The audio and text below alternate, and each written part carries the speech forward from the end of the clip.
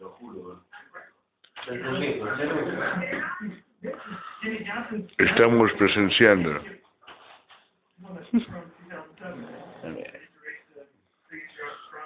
la siesta de un cavernícola. Después de haberse comido un oso de 500 kilos.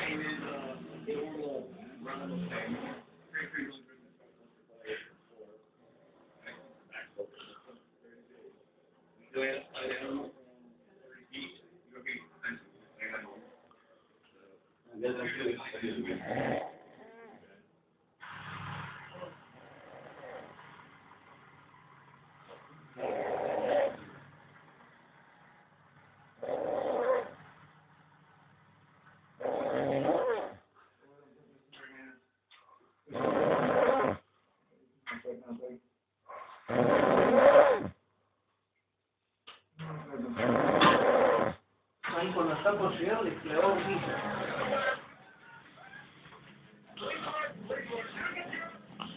No, debe haber borrado. Pero mira lo que tiene en la cama, como solo en la cama.